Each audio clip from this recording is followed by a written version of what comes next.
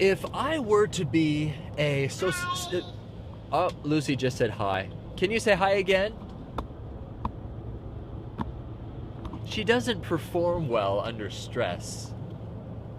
Watch, when I am finishing recording here, she's gonna say hi again. But anyway, the best place to people watch, which another word for people watch is judging.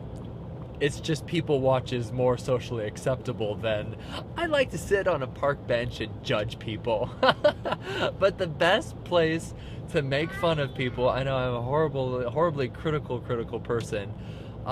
It's so difficult because airports represent people from all different walks of life. Eventually, at some point in someone's life, someone has to travel, and you see those people there at the airport. Sort of in the same way, like hospitals. At some point in your life, you will be in a hospital.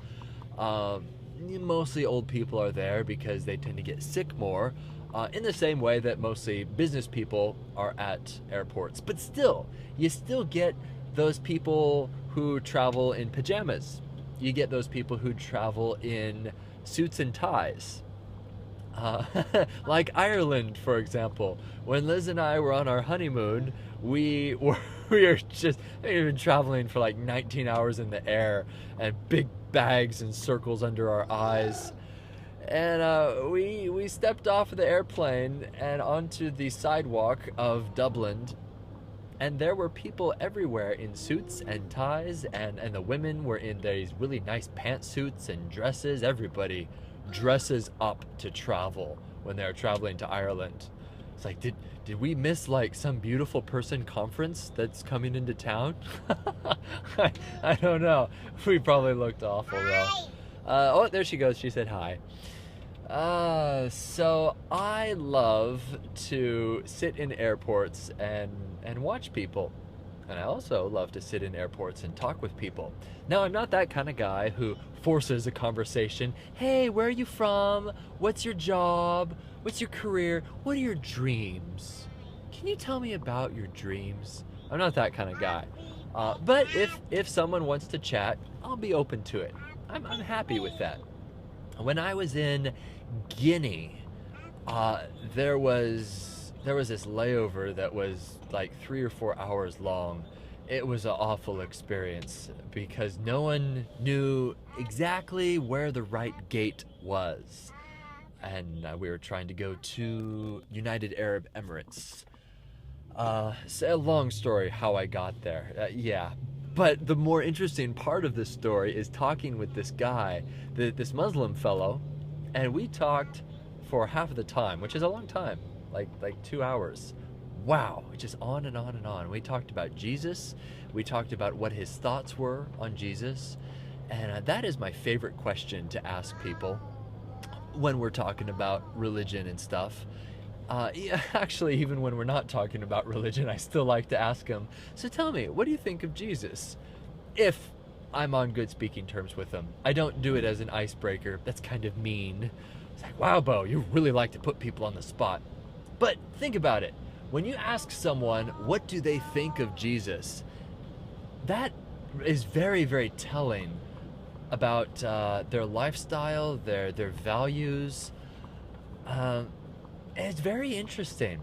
And you get people from all over the place. Some people just shrug and say, well, he was a good teacher. Some people think that he was a flat-out myth, like he is this incredible hoax that has stumped archaeologists not stumped, but deceived archaeologists, historians, professors, Christians and non-Christians alike, who believe in this historical person of Jesus. He didn't exist, which is absolutely ridiculous. The evidence is overwhelming.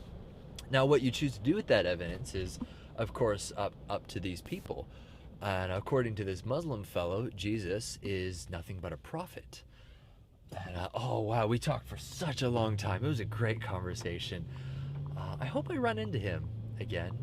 I don't know. Really sweet guy. But he said that Jesus was a prophet. And I said, so what do you think when he said that he is God? And he said, oh, he didn't say that he was God. I was like, aha! So I whipped out my little Bible. Hey, let's read his words, and don't take my word for it. And yeah, I gave him some scriptures and stuff. Anyway, airports. They're nice because, well, it gives you just enough downtime to talk with people. And also, airports can create tremendous awkward situations.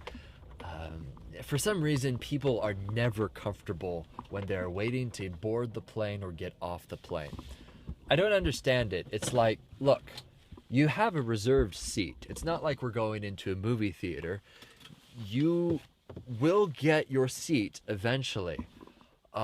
Whether or not you're going to fit your bag that is the size of an elephant, I don't know if you're going to fit your bag. Maybe that's what they're concerned about. That's why they need to get in front of everybody and get boarded first. You know, I got to fit my bag in there. It's like, okay, look, even your bag will eventually get to your destination. But it's weird. The greatest term I've heard is gate lice, as in like all the people who sort of congregate around the gate waiting to board. It's like, for example, used in context. My, Heather, the gate lice are awfully heavy today.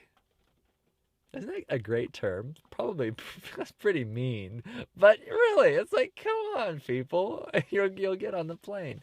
Gate lice, and no one looks at each other either. It's just this. I'm gonna look down, and I'm just gonna keep going ahead. And you're thinking the whole time, oh my gosh, is this guy gonna cut me off? Oh, I got in front of him. I put my bag in front of him, so now I can get ahead of him. And his ticket is scanned behind you, you know? So I make it a point to always treat people, well, like people, even if I am standing in line with them. And I chat with them, I look at them in their eyes, I treat them like real people, I let them go ahead of me. And it's totally worth it. It's just far less stress traveling that way instead of battling. So there you go. Those are my thoughts on airports. I've been to so many airports. I don't want to bore you with it.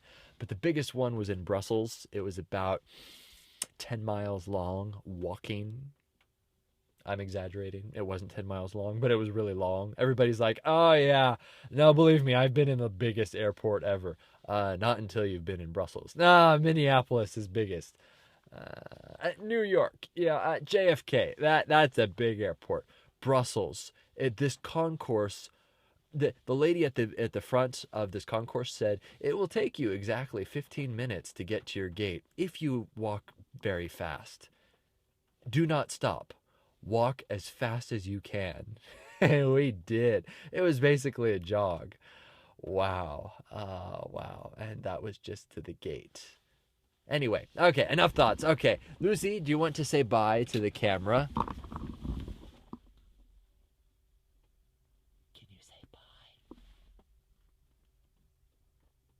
Nope, she's enthralled. She's like, no, I'm not going to say bye. This thumb is delicious. Nice pink boots, by the way.